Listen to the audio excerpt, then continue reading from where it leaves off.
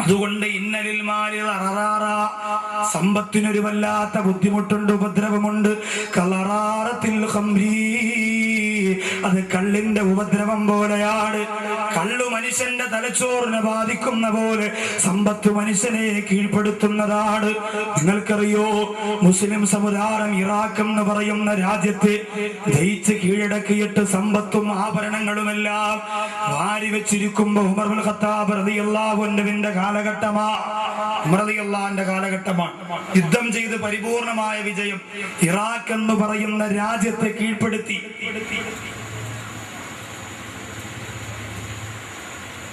Iraq എന്ന് പറയുന്ന രാജ്യത്തെ കീഴ്പ്പെടുത്തി ഉമർ ഇബ്നുൽ ഖത്താബ് റളിയല്ലാഹു അൻഹു. എന്നിട്ടോ ആ വലിയ രാജ്യത്തിന്റെ കീഴ്പ്പെടുത്തിയതിന് പകരം കിട്ടിയ ആഭരണങ്ങള്, സ്വത്തുവകകളെല്ലാം കൂട്ടിവെച്ചുകൊണ്ട് ഉമർ ഇബ്നുൽ ഖത്താബ് റളിയല്ലാഹു അൻഹു പൊട്ടിക്കരയുകയാണ്. കരഞ്ഞുകൊണ്ടിരിക്കുന്ന ഉമർ റളിയല്ലാഹു അൻഹുവിനോട് പ്രിയപ്പെട്ട അണികളെ ചോദിച്ചു, എന്തിനാണ് പ്രിയപ്പെട്ടവരെ അവിടെ നിന്ന് കരയുന്നത്? സന്തോഷിക്കേണ്ട ദിവസമല്ലേ? ഒരുപാട് സ്വത്ത് കിട്ടിയില്ലേ? ഒരുപാട് ആഭരണങ്ങൾ കിട്ടിയില്ലേ? ഇറാഖ് എന്ന് പറയുന്ന രാജ്യത്തെ തോൽപ്പിക്കാൻ കഴിഞ്ഞില്ലേ? ഈ സമുദായത്തെ തിരിച്ചു പിടിക്കാൻ കഴിഞ്ഞില്ലേ?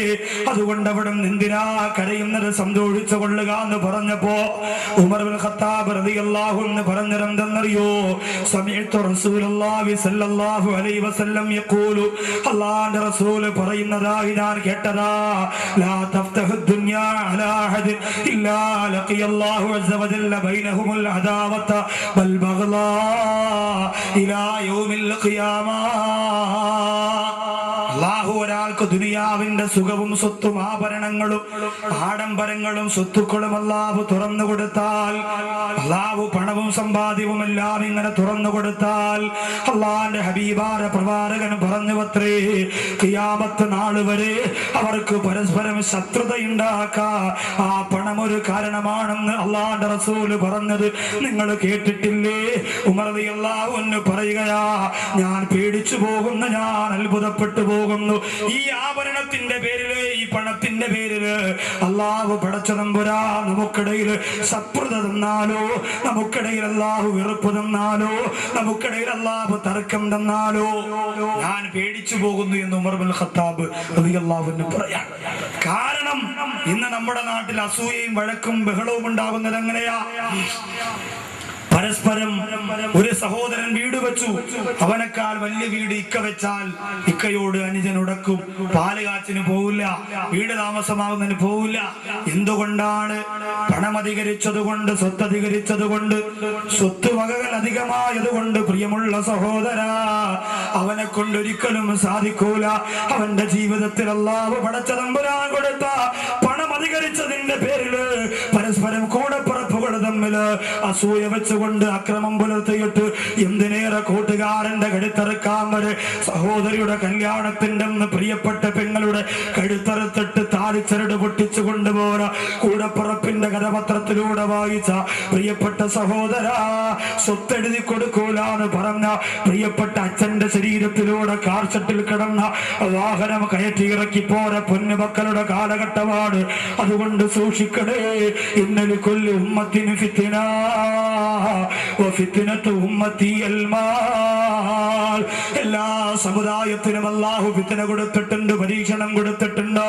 എന്റെ സമുദായത്തിന് അല്ലാഹു കൊടുത്ത പരീക്ഷണം അത് സമ്പത്താണെന്ന് നബിയുനാ മുഹമ്മദ് മുസ്തഫ സല്ലല്ലാഹു അലൈഹി വസല്ലമ തങ്ങൾ പരിചയപ്പെടുത്തുമ്പോ എന്റെ പ്രിയമുള്ള സഹോദര, ഉമർ ഇബ്നുൽ ഖത്താബ് റളിയല്ലാഹു അൻഹു മുമ്പ് ഭാര്യക്കൂട്ടി വെച്ചിരിക്കുന്ന അനേകായിരം സമ്പത്ത് കണ്ടുകൊണ്ട്, ആഭരണം കണ്ടുകൊണ്ട് കണ്ണുനീരോടെ പറയുന്ന സഹാബ, ഈ സമ്പത്ത് നോക്കിയിട്ടാണ് അല്ലാഹുവിന്റെ റസൂൽ പറഞ്ഞത്, നിങ്ങൾക്ക് ഇടയിൽ പരസ്പരം തർക്കമുണ്ടാക്കാൻ, പരസ്പരം ലഹളയുണ്ടാക്കാൻ, പരസ്പരം കോപമുണ്ടാക്കാൻ, പരസ്പരം അടിയുണ്ടാക്കാൻ, പരസ്പരം ബഹളമുണ്ടാക്കാൻ ഓ സമ്പത്തൊരു കാരണമാകുന്നു എന്ന് അല്ലാഹുവിന്റെ റസൂൽ പറഞ്ഞത് ഓർത്തുകൊണ്ട് ഉമർ ഇബ്നുൽ ഖത്താബ് റളിയല്ലാഹു അൻഹു പൊട്ടിക്കരഞ്ഞു പോരെങ്കിലും എന്റെ പ്രിയമുള്ളവരെ, ഹറാമായ രീതിയിലൂടെയുള്ള പണം സമ്പാദിച്ചാൽ അത് മനുഷ്യനെ നശിപ്പിക്കുമെന്നതിൽ യാതൊരുവിധ സംശയവുമില്ല. അല്ലാഹുവിന്റെ റസൂല് പറയുന്നു മനിസ്തറ സൗബം ബി അശറത്തി ദറാഹിമ, ഒരാൾ ഒരു വസ്തു വാങ്ങിച്ചു, ഒരു വസ്ത്രം വാങ്ങിച്ചു, ബി അശറത്തി ദറാഹിമ, 10 ദിർഹമിന് പകരം. ഒരു ഷാള് വാങ്ങി, ഒരു ഷർട്ട് വാങ്ങി, ഒരു മുണ്ട് വാങ്ങി, പെരുന്നാളിന് ഇടാൻ വേണ്ടി കടയിൽ പോയി വാങ്ങിയത്. അല്ലാഹുവിന്റെ റസൂല് പറയുന്നു വഫീഹി ദിർഹമുൻ ഹറാം, അതിൽ 1 ദിർഹം ഹറാമാണ്. 50 രൂപയ്ക്ക് വാങ്ങിയ സാധനം, 500 രൂപയ്ക്ക് വാങ്ങിയ സാധനം, 100 രൂപ ഹറാമാണ്. 400 രൂപ അവൻ ഹലാലായി കഷ്ടപ്പെട്ടുണ്ടാക്കിയതാ. പക്ഷെ 100 രൂപ ഒരു സഹോദരന്റെ നിന്ന് വഞ്ചിച്ച് കച്ചവടം ചെയ്തുണ്ടാക്കിയതാ. ഈ 500 രൂപയ്ക്ക് അവൻ ഡ്രസ്സ് വാങ്ങി ധരിച്ചുകൊണ്ട് പെരുന്നാൾ നിസ്കാരത്തിന് പള്ളി വന്നു. വെള്ളിയാഴ്ച പള്ളി വന്ന് നിസ്കരിക്കാൻ വേണ്ടി വന്നു നിന്നാൽ അല്ലാഹുവിന്റെ റസൂല് പറയുകയാണ് ലം യഖ്ബലുല്ലാഹു ലഹു സ്വലാത്താ, ആ വസ്ത്രം ധരിച്ചുകൊണ്ട് അവൻ നിസ്കരിക്കുന്ന ഒരു നിസ്കാരം പോലും അല്ലാഹു സ്വീകരിക്കൂല. ഹറാമായ 1 ദിർഹമേ അതിലുള്ളൂ, ബാക്കിയൊക്കെ ഹലാലായ കാശ്. എന്നാലും അതുകൊണ്ട് ധരിച്ച വസ്ത്രത്തിൽ ധരിച്ച നിസ്കാരം അല്ലാഹു സ്വീകരിക്കൂല.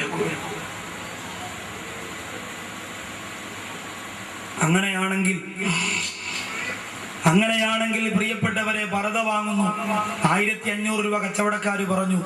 നിങ്ങൾ പോയിട്ട് വില പറഞ്ഞ് 900 രൂപയ്ക്ക് വാങ്ങി വരുമ്പോ കച്ചവടക്കാരൻ പറഞ്ഞു നീ ഒന്നും ഗുണം പിടിക്കൂലടാ, എന്നിട്ട് പൊതിഞ്ഞു തരികയാണ്. ആ വസ്ത്രം നമുക്ക് ഹലാലല്ല. ആ വസ്ത്രം ധരിച്ചുകൊണ്ട് നിസ്കരിച്ചാൽ ആ നിസ്കാരം അല്ലാഹു സ്വീകരിക്കുകയില്ല. അതുകൊണ്ട് എളുപ്പമാണ് ഹറാമായ പണമുണ്ടാക്കാ. പക്ഷെ ഹറാമായ പണം കൊണ്ട് എന്റെ പ്രിയമുള്ളവരെ ഒരു അമലും അല്ലാഹു സ്വീകരിക്കൂല. സർവ്വവിധമായ ഇബാദത്തുകളും പൊളിഞ്ഞു പോകും. അല്ലാഹു കാത്തുരക്ഷിക്കട്ടെ. ബഹുമാനപ്പെട്ട സഅദ് റളിയല്ലാഹു അൻഹു പ്രവാചകന്റെ മുമ്പ് വന്നുകൊണ്ട് പറഞ്ഞു, യാ റസൂലല്ലാഹ് ഉദ്ഉല്ലാഹ ഉദ്ഉല്ലാഹ യജഅലനി മുസ്തജാബ ദഅവാ, ദുആ സ്വീകരിക്കപ്പെടുന്ന ഒരാളായി എനിക്ക് മാറണം. അതിനുവേണ്ടി അല്ലാഹുവിന്റെ റസൂൽ അവിടെ നിന്ന് ദുആ ചെയ്യാം. എപ്പോഴും ദുആ ചെയ്താലും ആ ദുആ അല്ലാഹ് സ്വീകരിക്കണം. അങ്ങനെയുള്ള ഒരാളാവാൻ വേണ്ടി നബി അവിടെ നിന്ന് ദുആ ചെയ്യണം.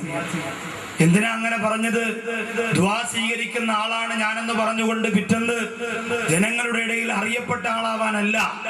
സഅദ് റളിയല്ലാഹു അൻഹുവിനോട് അല്ലാഹുവിനോട് ചോദിക്കാൻ ഒരുപാട് കാര്യങ്ങളുണ്ട്. അതുകൊണ്ട് കണ്ണുനീരോടെ പ്രവാചകനോട് പറഞ്ഞു, അയ്യജഅലനി മുസ്തജാബ ദഅവാ, അല്ലാഹു ദുആ സ്വീകരിക്കപ്പെടുന്ന ആളായി മാറാൻ അവിടം എനിക്ക് വേണ്ടി ദുആ ചെയ്യണമെന്ന് പറഞ്ഞപ്പോ അല്ലാഹുവിന്റെ റസൂല് പറഞ്ഞ ഒരേ ഒരു നിബന്ധന എന്തെന്നറിയോ? എംഎസിന്റെ പരിപാടിക്ക് വന്നിരിക്കുന്ന പ്രിയപ്പെട്ടവരെ, നിങ്ങൾ ചെയ്യുന്ന ദുആ അല്ലാഹു സ്വീകരിക്കാൻ, ഉസ്താദ് ബാക്കവി ചെയ്യുന്ന ദുആ അല്ലാഹു സ്വീകരിക്കാൻ, ഹുസൈൻ ഫാദിൽ ചെയ്യുന്ന ദുആ അല്ലാഹു സ്വീകരിക്കാൻ, ഞാനും നിങ്ങളും വീട്ടിന്റെ അകത്ത് പോയി നിസ്കരിച്ചിട്ട് നിസ്കാരം കഴിഞ്ഞ് മുസല്ലയിലിരുന്ന് പൊട്ടിക്കരഞ്ഞുകൊണ്ട് അല്ലാഹു പടച്ചതമ്പുരാനോട് കണ്ണുനീരോടെ കൈ ഉയർത്തിയിട്ട് ചെയ്യുന്ന ദുആ അല്ലാഹു സ്വീകരിക്കാൻ ഒരൊറ്റ നിബന്ധനയാണ് അല്ലാഹുവിന്റെ റസൂൽ പറഞ്ഞു കൊടുത്തത്. അത്തിബ് മത്അമക, എന്റെ സഅദേ, നിന്റെ ഭക്ഷണം നീ നന്നാക്കുക. ഭക്ഷണം നീ നന്നാക്കുക. നമ്മൾ ഭക്ഷണം നന്നാക്കുന്നല്ലോ. തവാഫ് ചെയ്യണ കോഴി കഴിക്കാത്ത ചെറുപ്പക്കാരുണ്ടോ? തവാഫ് ചെയ്യണ കോഴി എന്ന് പറഞ്ഞാൽ കമ്പിയിൽ ഇങ്ങനെ കറങ്ങിക്കൊണ്ടിരിക്കണ കോഴി. ഉമ്മാമാർക്ക് വരെ അത് മതിയല്ലോ. നമ്മളിന്ന് ഏറ്റവും അധികം ഇപ്പൊ ഗൾഫിൽ പോയിട്ട് ആദ്യമായിട്ട് ഷവർമ കഴിച്ച ഒരു കൂട്ടുകാരൻ പറഞ്ഞു വന്നാ, കഴിച്ചു തീർന്നപ്പോ മറ്റൊരു ചോദിച്ചു എങ്ങനെ ഉണ്ടായിരുന്നാ? കുഴപ്പമൊന്നുമില്ല, പക്ഷേ ആ പേപ്പർ തിന്നാൻ മാത്രം ഇച്ചിരി ബുദ്ധിമുട്ടുണ്ടായിരുന്നു. ആദ്യമായിട്ട് കഴിക്കല് മൂപ്പർക്ക് അറിഞ്ഞൂടാ, തുലിച്ചാ കഴിക്കേണ്ടത്. അപ്പൊ അത്തിബ് മത്തഴമക്ക, ഭക്ഷണം നന്നാക്കുക എന്ന് പറഞ്ഞാൽ ഇന്ന് ഭക്ഷണം മോടി പിടിപ്പിച്ച ഭക്ഷണങ്ങളല്ലേ, അത് നല്ലതാണ്. പക്ഷേ അതല്ല റസൂലുള്ള പറഞ്ഞതല്ല. ഭക്ഷണം നന്നാക്കാൻ അല്ലാഹുവിന്റെ റസൂല് പറഞ്ഞത് ഹറാമില്ലാത്ത ഭക്ഷണം കഴിച്ച ഉസ്താദ് ബാക്കവിയല്ല, ഏത് ബാക്കവി ദുആ ചെയ്താലും, ഏത് ചെറുപ്പക്കാരൻ ആമീൻ പറഞ്ഞാലും, ഏത് പാവപ്പെട്ടവൻ ദുആ ചെയ്താലും ആ ദുആന് അല്ലാഹുവിന്റെ മുന്നാമാറ സമ്പാദ്യമുണ്ടല്ലോ. 1 രൂപ പോലും നമ്മുടെ ഭക്ഷണത്തിൽ കലർന്നു പോയിട്ടുണ്ടെങ്കിൽ നമ്മുടെ ദുആ അല്ലാഹു സ്വീകരിക്കൂല. എന്തുമാത്രം ദുആ നമ്മൾ പൊട്ടിക്കരഞ്ഞുകൊണ്ട് ചെയ്യുന്നു. അല്ലാഹുവേ, ഓച്ചിറയിലെ എംഎസിന്റെ അൻസാറുൽ മുസ്ലിമീന്റെ പാവപ്പെട്ട മക്കള് സംഘടിപ്പിച്ച ഈ അനുഗ്രഹീതമായ പരിപാടിക്ക് നിറഞ്ഞു കവിഞ്ഞ പാവപ്പെട്ട ചെറുപ്പക്കാരന്റെ മനസ്സിന്റെ നന്മ കൊണ്ട്, അവര് ചെല്ലുന്ന സലാത്തിന്റെ പവർ കൊണ്ട്, അവര് നിറകണ്ണുകളോടെ പറയുന്ന ആമീന്റെ പൂരിശ കൊണ്ട് ഈ ദുആ നീ സ്വീകരിക്കണേ അല്ലാഹ്, ഈ ദുആ നീ സ്വീകരിക്കണേ റബ്ബേ. അല്ലാഹുവിന്റെ ഹബീബായ പ്രവാചകർ സല്ലല്ലാഹു അലൈഹി വസല്ലമ തങ്ങൾ ഉഹദ് യുദ്ധത്തിന്റെ രണാകടത്തിൽ കണ്ണുനീരോടെ സഹാബത്തിന് പറഞ്ഞു കൊടുത്ത ഒരു രംഗമുണ്ടല്ലോ. ബഹുമാനപ്പെട്ട മുസ്അബ് ബിൻ ഉമൈർ റളിയല്ലാഹു അൻഹു, എനിക്ക് അല്ലാഹു പണം തന്നതുപോലെയല്ല, ഓച്ചറയിലുള്ള നിങ്ങൾക്ക് അല്ലാഹു പണം തന്നതുപോലെയല്ല, ഒരുപാട് സമ്പാദ്യം അല്ലാഹു കൊടുത്തുപോയ മഹാനാണ്. ഏറ്റവും വില കൂടിയ വസ്ത്രമാണ് മിസ്അബ് ധരിച്ചിരുന്നത്, ഏറ്റവും വിലപിടിപ്പുള്ള സുഗന്ധമാണ് മിസ്അബ് പൂശിയിരുന്നത്, ഏറ്റവും സുഭിക്ഷമായ ഭക്ഷണമാണ് മിസ്അബ് കഴിച്ചിരുന്നത്.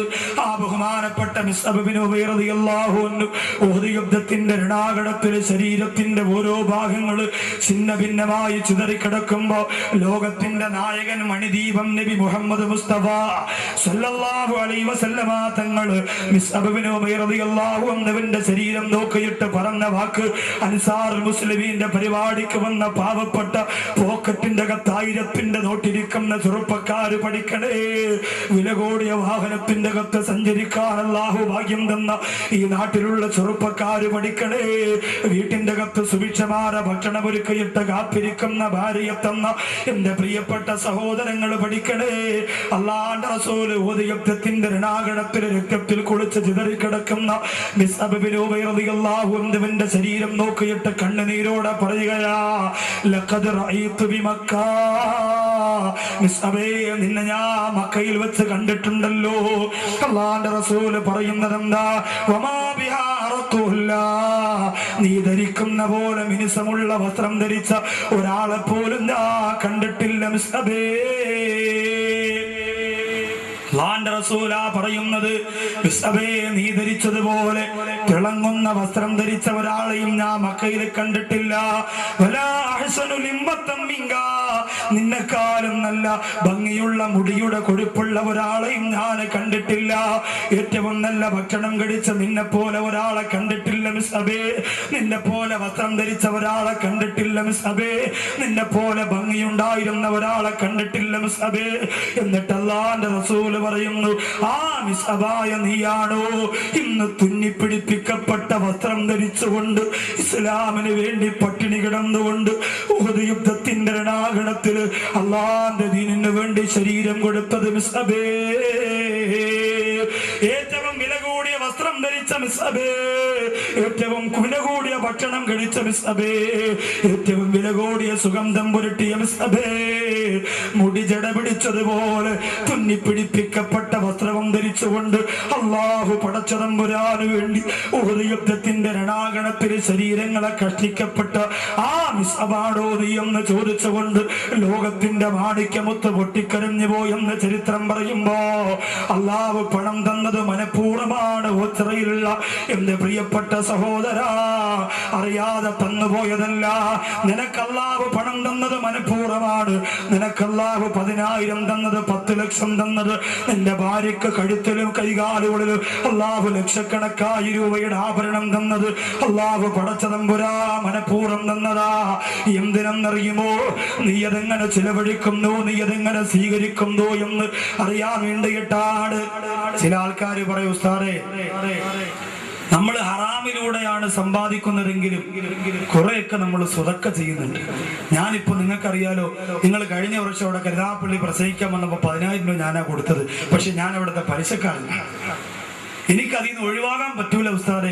അതുകൊണ്ട് യത്തീംഖാനയ്ക്ക് 10,000 രൂപ കൊടുത്തത് കൊണ്ട് അല്ല എനിക്ക് പുറത്തു തരൂലേ എന്ന് സമാധാനിക്കുന്ന ചില സഹോദരങ്ങൾ, ഭാര്യമാര് പോലും ഗൾഫിൽ കഴിയുന്ന ഭർത്താക്കന്മാരോട് പറയൂലേ, ഏതെങ്കിലും ഒരു അറബിയെ കൊണ്ട് യത്തീംഖാനാക്കിയിട്ട് ഉള്ളതെല്ലാം അവിടെ ഭാര്യ എടുത്തുകൊണ്ട് വരിയും വെച്ചാ നമുക്ക് പള്ളി ദുആ ചെയ്യാൻ പൈസ കൊടുത്ത് കരഞ്ഞുകൊണ്ട് ഖത്തീബ് ദുആ ചെയ്യുമ്പോൾ അതൊക്കെ അല്ല പുറത്തു തരും എന്ന് പറഞ്ഞുകൊണ്ട് ഭൗതികതയോട് താല്പര്യമുള്ള ചില സഹോദരിമാര് പറയുമ്പോ, വിദേശ രാജ്യത്ത് കിടന്ന് കഷ്ടപ്പെടുന്ന പാവപ്പെട്ട ഗൾഫുകാര് അതുപോലെ ഹറാമ് ചെയ്തുകൊണ്ടല്ല പുറത്തു തരുമെന്ന് ചിന്തിച്ച അല്ലാഹുവിന്റെ റസൂല് പറയുകയാ,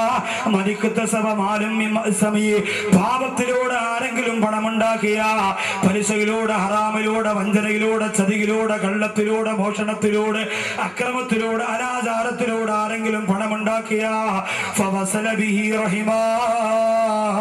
ആ പണം കൊണ്ട് അവൻ കുടുംബബന്ധം ചേർക്കുകയാണ്. ആ പണം ഉണ്ടാക്കിയിട്ട് വിദേശ രാജ്യത്ത് പോയി ഒരുപാട് പേരെ പറ്റിച്ച് വഞ്ചിച്ചും തട്ടിച്ചും പണം ഉണ്ടാക്കി. എന്നിട്ട് നാട്ടിൽ വന്നിട്ട് പിണങ്ങിയിരിക്കുന്ന സഹോദരിക്ക് 10,000 രൂപ. ആ സഹോദരി പറയും, എന്റെ ഇക്ക ഗൾഫിൽ പോയത് കൊണ്ടാണ് ഞാൻ രക്ഷപ്പെട്ടത്, അള്ളാഹു ഇനിയും സമ്പത്ത് കൊടുക്കട്ടെ. വീണ്ടും പോകും മോട്ടിക്കും, വീണ്ടും കൊണ്ടുവരും, ഇവർക്ക് കൊടുക്കും, വീണ്ടും പോകും മോട്ടിക്കും, കൊണ്ടുവരും, കൊടുക്കും. ഇങ്ങനെ കൊടുത്തുകൊണ്ടിരിക്കുന്നവർ നമ്മുടെ മനസ്സറിയുന്ന പ്രവാചകർ അല്ലാഹുവിന്റെ റസൂൽ പറയുകയാ, ഔ അൻഫഖഹു ഫീ സബീലില്ലാഹ്, ഒന്നെങ്കിൽ കുടുംബബന്ധം ചേർത്തു, അല്ലെങ്കിൽ പാവപ്പെട്ടവർക്ക് സ്വതക്ക കൊടുത്തു, അല്ലെങ്കിൽ അള്ളാന്റെ ദീനിന് വേണ്ടി സ്വതക്ക ചെയ്തു, ഇല്ലെങ്കിൽ അള്ളാന്റെ ദീനിന് വേണ്ടി സ്വതക്ക ചെയ്തു. അള്ളാന്റെ റസൂൽ പറയുന്ന ജുമിഅ ദാലിക കുല്ലുഹു ജമിഅ, അതെല്ലാം അള്ളാഹു ഒരുമിച്ച് കൂട്ടിയിട്ട് ഫഖുദിഫ ബിഹി ജഹന്നമ, നരകത്തിലേക്ക് അവനെ തലകീടായി വലിച്ചെറിയപ്പെടുമെന്ന് നബി മുഹമ്മദ് മുസ്തഫ. ഹറാമായ പണമുണ്ട്, തീങ്ങാനൊക്കെ ഞാൻ കൊടുത്തു, പാവപ്പെട്ടവർക്ക് കൊടുത്തു എന്ന് പറയുമ്പോ അള്ളാഹു ഹറാമായ പണത്തിന് എനിക്ക് വിട്ടുവീഴ്ച തരുമെന്ന് ചിന്തിക്കുന്ന സമ്പന്നവർഗമുണ്ടെങ്കിൽ പഠിച്ചോ, അള്ളാഹുവിന്റെ റസൂല് പറയുന്നു ഖുദിഫ ബിഹി ജഹന്നം, അവൻ അള്ളാഹു നരകം ഒരല്പവും കുറച്ചു കൊടുക്കൂല, കാര്യമായിട്ട് തന്നെ നരകം കൊടുക്കും.